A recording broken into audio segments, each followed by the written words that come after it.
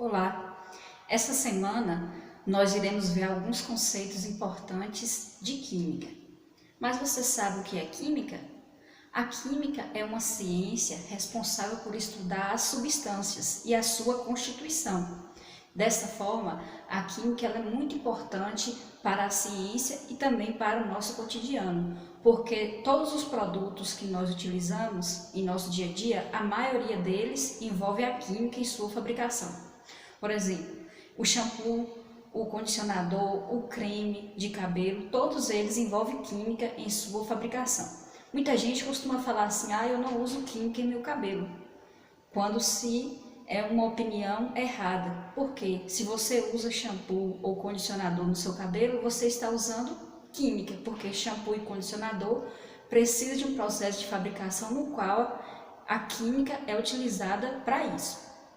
Além disso, a química também é utilizada na fabricação de fármacos, de medicamentos, e esses medicamentos são muito úteis para a nossa vida, como por exemplo remédio para dor, para resfriado e para as diversas outras doenças. Então a química é muito importante no nosso dia a dia e também nas indústrias de cosmético, indústria alimentícia, indústria farmacêutica e assim por diante.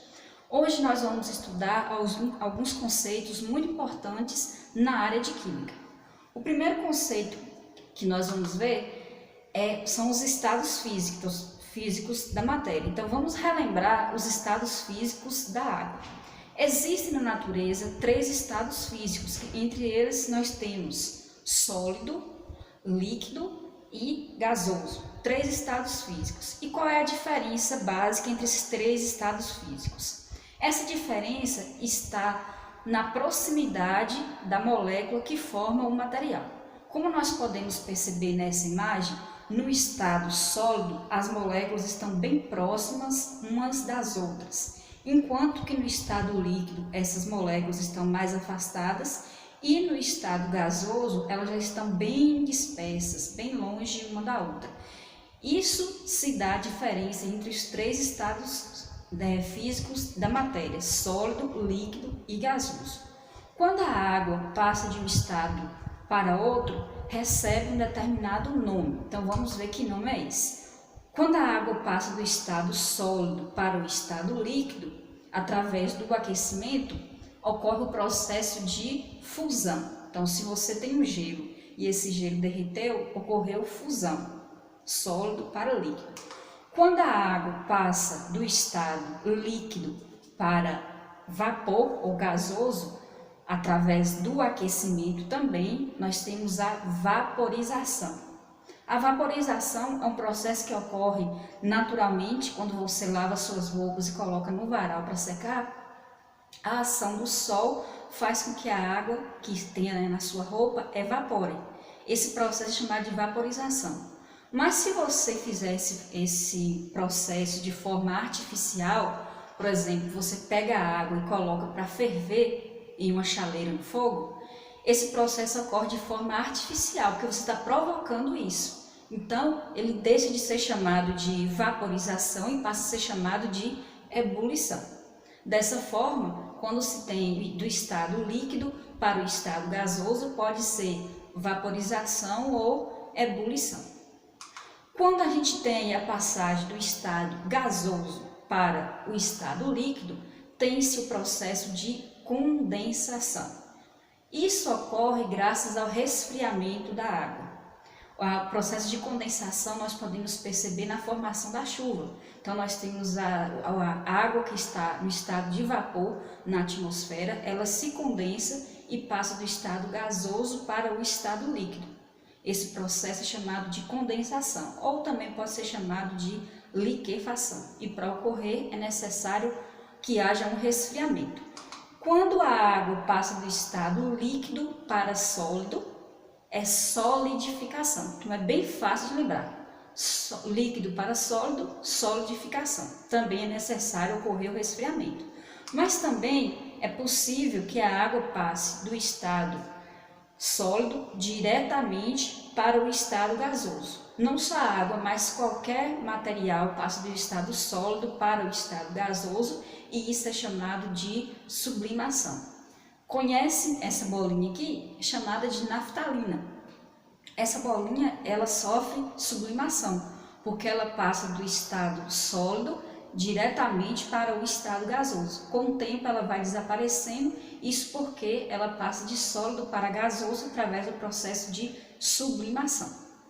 Agora que nós já vimos aí o que é cada passagem de um estado para outro, vamos ver dois conceitos muito importantes, que é o conceito de ponto de fusão e ponto de ebulição. O ponto de fusão corresponde à temperatura em que determinada substância, não só a água, mas qualquer substância, passa do estado sólido para líquido. Um exemplo disso é a água. A água, para ela passar do estado sólido para líquido, ela precisa atingir uma temperatura de 0 grau.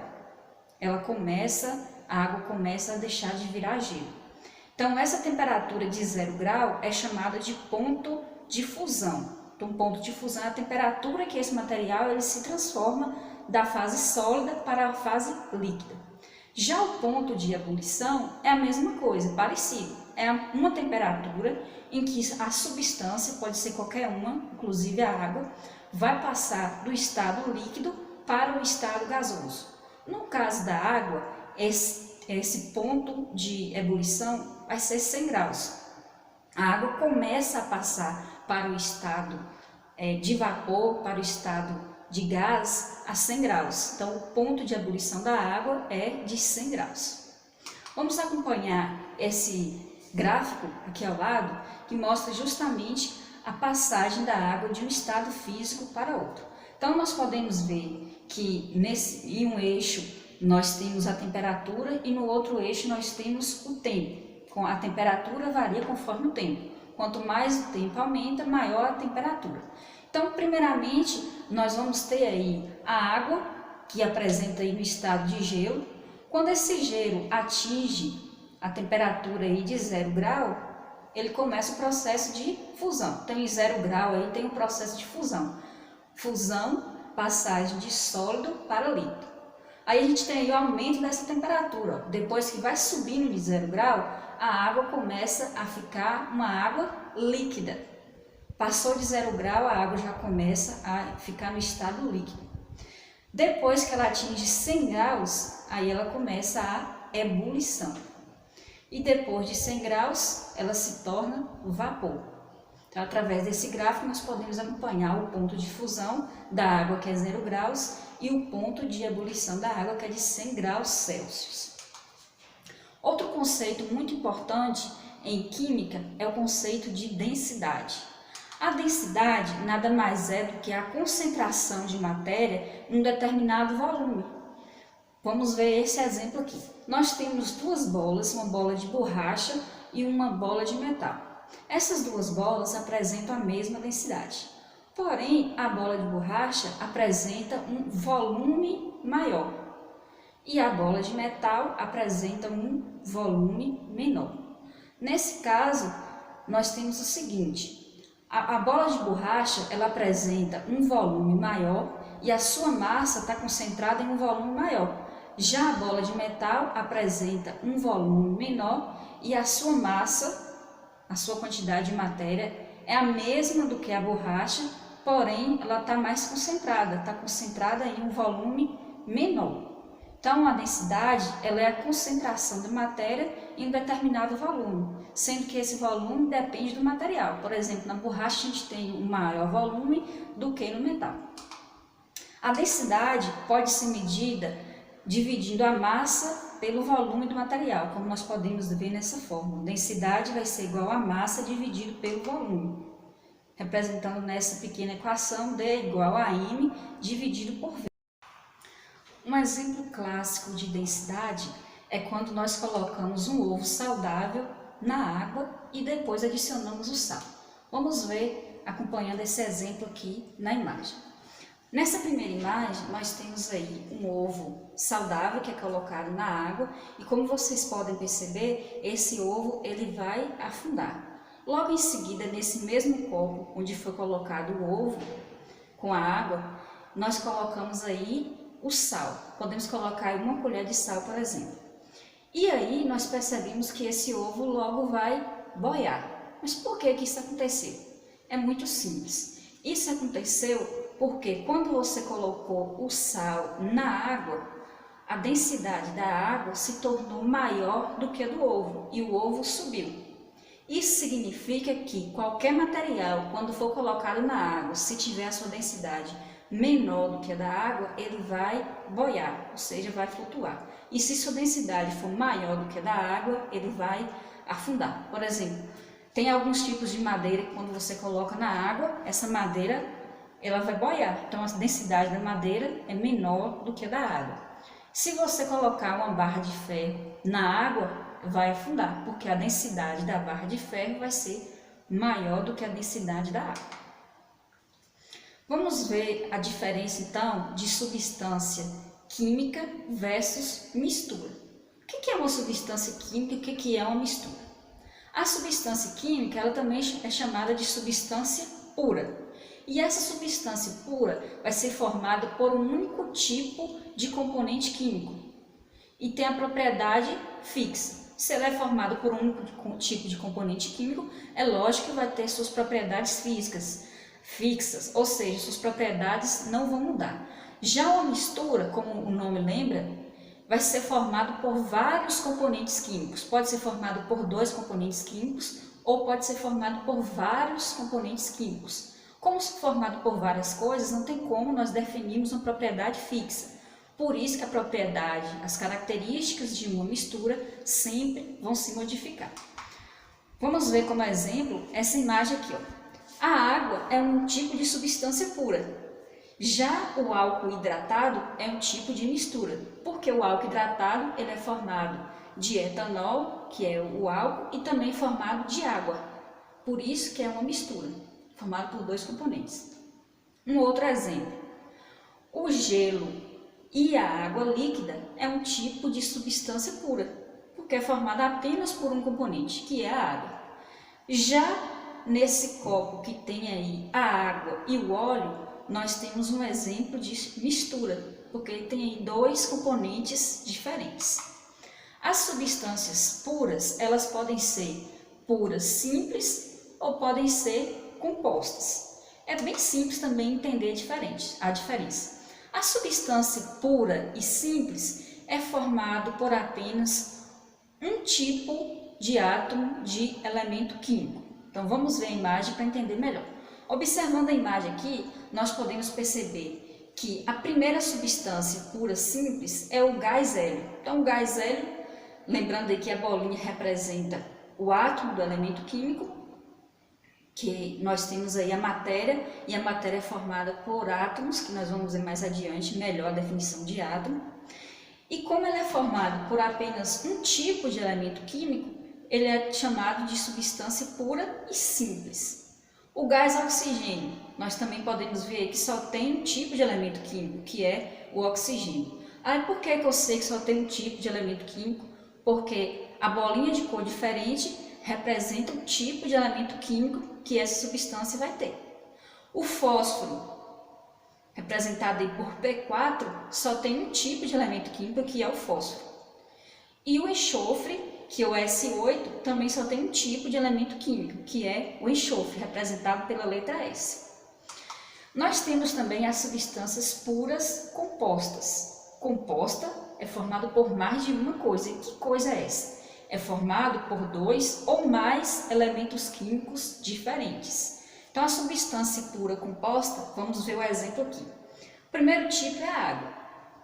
A água é uma substância pura e composta porque ela é formada por 2 elementos químicos. Água é formada então por H2O, isso significa que tem 2 átomos de hidrogênio e 1 átomo de oxigênio, então 2 elementos químicos diferentes. O ácido clorídrico, HCl, formado por hidrogênio e cloro, substância composta, 2 elementos diferentes. E o dióxido de carbono, formado por carbono e oxigênio. E o etino é formado por carbono e hidrogênio. Por essas substâncias serem formadas por 2 tipos de elementos químicos, são chamadas de substância pura composta. E a mistura como eu já disse para vocês anteriormente, vai ser a junção de duas ou mais substâncias puras que são chamadas de componentes. Quando eu tenho aí a junção de duas substâncias formando uma mistura, essa substância passa a ser chamada de componente. E ela pode ser classificada em homogênea ou heterogênea. A mistura chamada de homogênea é aquela que quando você olha e você percebe apenas uma fase, ou seja, você não consegue identificar quais são as substâncias que fazem parte dessa mistura. Um exemplo disso é quando você mistura a água com sal. Misturando a água com sal e mexendo bastante até o sal dissolver, você não vai saber quem é o sal e quem é a água naquela substância. E outro exemplo que a gente pode perceber também que é um tipo de mistura homogênea é o ar que nós respiramos, como nós podemos ver nessa imagem aqui, representado através das moléculas e de seus elementos químicos. O ar que nós respiramos é composto basicamente 78% de nitrogênio, que é o N2, e 21% de O2. Então, o nitrogênio está representado pelas bolinhas azuis e o oxigênio pelas bolinhas vermelhas. É um tipo de mistura, porque nós não conseguimos enxergar no ar que nós respiramos os dois tipos de gases. Nós não conseguimos enxergar, na verdade, nada. E o álcool comum também é um tipo de mistura homogênea. Quando você olha para o álcool, não dá para você saber qual é a substância que tem no álcool. Na verdade, o álcool comum ele vai ser formado por 95,5% de C2H5OH, que é o álcool realmente, e a 4,5% de H2O, que é a água, como está mostrando nessa outra imagem aí. Então, nós temos aí uma mistura homogênea quando não dá para saber em que componentes fazem parte dessa mistura. A mistura chamada de heterogênea é quando a gente olha para ela e dá para identificar quais são seus componentes. Então, visivelmente, nós percebemos aí o que forma essa mistura. Por exemplo, a água e o óleo. Quando você olha para a água e o óleo, você já percebe que tem duas substâncias aí nessa mistura. Então, quando isso acontece, nós podemos chamar de mistura heterogênea. Outro exemplo é a água e a areia. Você mistura a água e a areia e a gente pode perceber que é heterogêneo, porque realmente dá para perceber as duas coisas no corpo. Então, nós vamos saber mais sobre reação química, mas não nesse vídeo. Então, se você quiser saber um pouquinho mais sobre o que são reações químicas, como elas ocorrem, quais são suas características, não perca o próximo vídeo. O próximo vídeo vai estar disponível aqui na descrição desse vídeo e também disponível nos cards.